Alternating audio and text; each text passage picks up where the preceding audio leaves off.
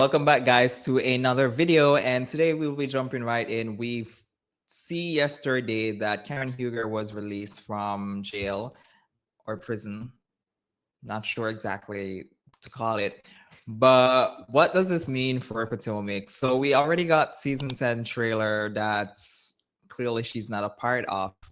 And when we already had the news that she was supposed to be released, I think I also was under the impression that will they pick up cameras to continue that season? So obviously we wouldn't have her in the major parts of the season, but at the ending parts. And the fact that Bravo crew was allegedly outside, it makes me wonder if will we have Karen Huger for season 10 of Potomac, because it's sad to say she started season 1 and not necessarily get to, due to the fault of her, we did not necessarily, she doesn't get to do the big season 10. And you know how these shows tend to make it a big deal when it's like the 10th season, the 10th year. And for her to go down that path where she was not able to be a part of the 10th season, I'm now wondering if the fact that we allegedly had Bravo outside waiting when she was being released, which I heard that she was also getting her hair and makeup done in true Grand Dame fashion. Now I'm wondering if we are going to be getting back the Grand Dame, because remember the reunion, she stated when she comes back, she's going to be Karen Huger. Now, I am somewhat excited for that because, again, I don't know what the season will shape up to be without having Karen Huger on the show. So I am excited as well if they are actually filming and deciding to maybe have her in the mid-season.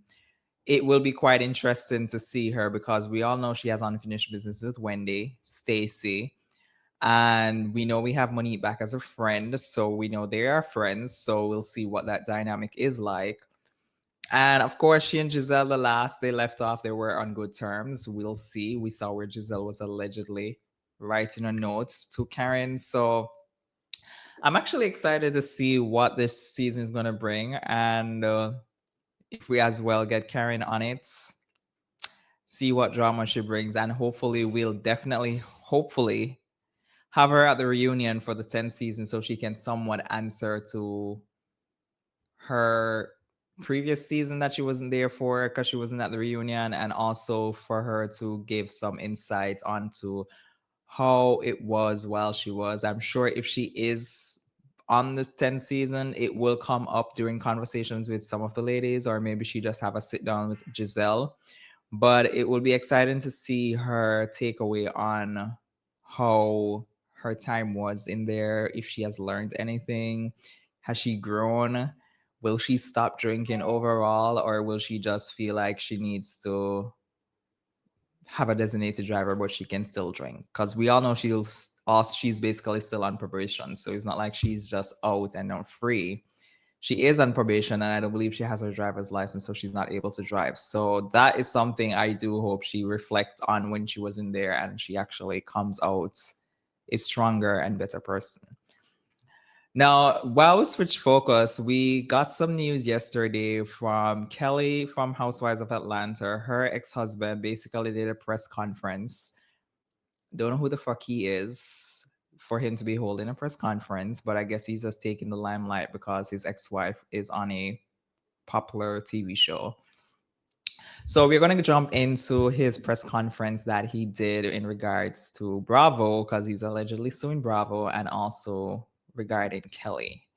Now let us just take a look.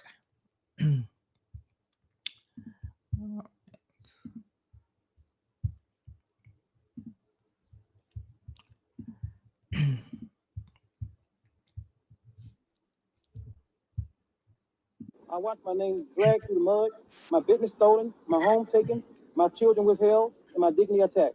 The truth is simple. What happened to me was not justice. It was abuse of power. The 2022 hearing that changed my life should have never happened. I was never properly served. Without service, there is no jurisdiction. That means the court never had the legal authority to rule against me. Yet they did. In that ruling, my company, my livelihood, and my future was taken from me. Even from disturbing the court, ignored overwhelming evidence. The Nana Chicken and Waffles was business. My business was started with my money and my family recipes. Just 1 month before the hearing, Kelli signed an operating agreement acknowledging that we were partners. We have a signature. We have a text sending it back to our business manager. We have Secretary of State filings, EIN numbers, tax documents, everything. She went into court, lied, and claimed she was the sole owner. The business. No. So I guess he's suing Kelli for defamation and also Bravo for airing this scene, or to him the lie in regards to him, and then also he also has stake in the company that she has. And sir, go somewhere with this. You just remind me of Simon, and I believe someone in the comment section saying that like he's the Simon Jr. Like, it's just giving attention. Why are we holding a press conference for Bravo showing something that if someone comes onto our platform and said this is their story, this is what happened? I don't see what Bravo has to do with this lawsuit for you to say that they were airing, because Bravo has done stuff, but I don't think they're that, with the amount of lawsuits that they have pending. I don't think they would necessarily just take the word for someone coming on that's deliberately lying and telling them, yes, it's a lie, but I'm just doing this for entertainment. So I just don't understand his reasoning.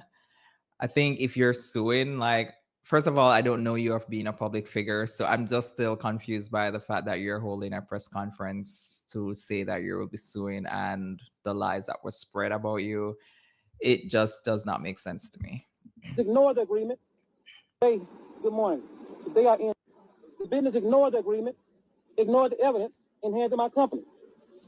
The clerk of court, Janice Morris, even further, posted on social media celebrating Kelli, praising her as she took my company. You are the clerk of the court. I trusted you to be neutral, to respect the office you hold. Instead, you cheered on injustice. And Nancy Bills, every time I stepped into your courtroom, I expected fairness, but I found hostility and bias. You even denied me the right to counsel at one hearing. You called me names on record. You forced me under threat of jail to transfer assets that were fully in my name, including my food truck. You locked me up multiple times for money that had already been paid back into my joint account. I was terrified to stand before you because you showed me again and again that I had no chance of being treated fairly. The business. Yeah, so, sir, again, I rightfully say I think the shit should have been done offline.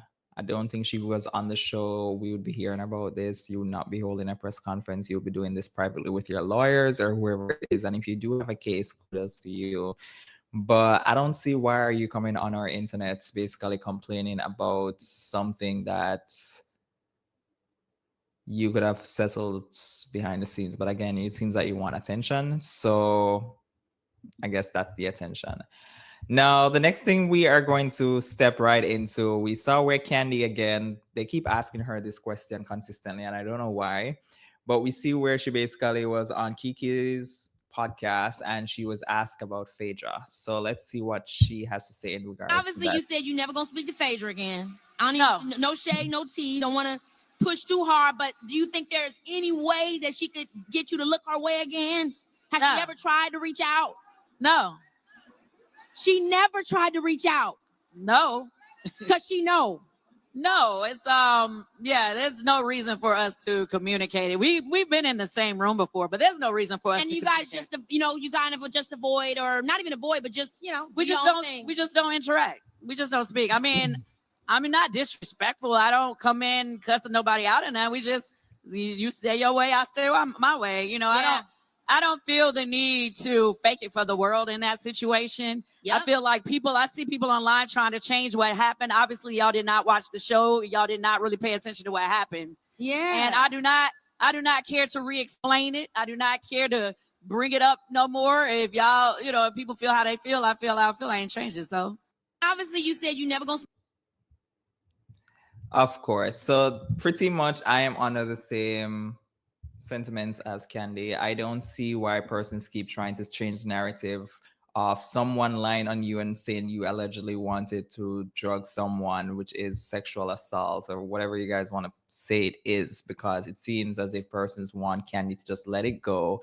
It's how many years ago? If we clearly watch this video, you can see that she was not the one who asked herself the question. She did not just out of the blue decided to speak about Phaedra. Kiki decided to ask her that question. And then persons may think then you could just simply say beforehand, say you don't want to talk about that. But when you're that type of person who says that, it's like, what are you hiding? Who are you to think that you can dictate what person should ask you or not? So you can't win or lose. So I don't see why persons think that it's okay for someone like Phaedra to lie in someone to something so serious, because if it was outside of entertainment and outside of TV, that shit is not something to be played with. And for it to be broadcast such on a high platform, we all know it was a lie, but it still follows her. And clearly, how many years afterwards, persons are still asking her about this. And I don't see why persons expect her to just let it go when it's not something to just let go. And I don't understand what persons don't understand with that, unless they maybe have to be in the same position for someone to make such a allegation against you, for you to realize that it's not just something to easily let go. She clearly does just interact with her. She does not necessarily post a video every day talking about Phaedra after how many years. So I don't see why persons are pretending as if like let bygones be bygones. She just doesn't fuck with her anymore. Nothing is wrong with that. Now, she also touched on Kenya of it all when it came on to We All Know last season, what happened. So let's take a look to see exactly what she had to say. We're also really vocal about Kenya Moore, like supporting her, and how they were disrespecting her in the promos, and Yeah, well, here's my thing. Everybody was like, oh, why would you say? Here's my thing. That's my girl, and I think people don't understand friendship. Y'all don't understand that my friend could be wrong or do something that's not tactful or whatever, but I can still have a conversation with her separately and not have to drag her publicly about something that she did when, whatever. So at the end of the day, yeah, I do feel like, and after it's played out, it was wrong on both sides. And I just kind of felt like, you can't take one off and not take the other off. I felt like that was wrong. You know what I mean? And y'all can disagree with me, but that's how I felt. And I'm definitely going to support my girl and say they didn't even give her the opportunity to come back and apologize. Everybody else got the chance to come back and apologize. We're also really vocal about Kenya Moore. They didn't even give her the opportunity to come back and apologize. Everybody else got the chance to come back and apologize. Yeah. So, why she don't get that chance? Now she's gone with the win fabulous. Well, she's still fabulous. Now, why would I go back to that old school? I feel like if other people win, get to blow back on their hub, need to blow back on that too.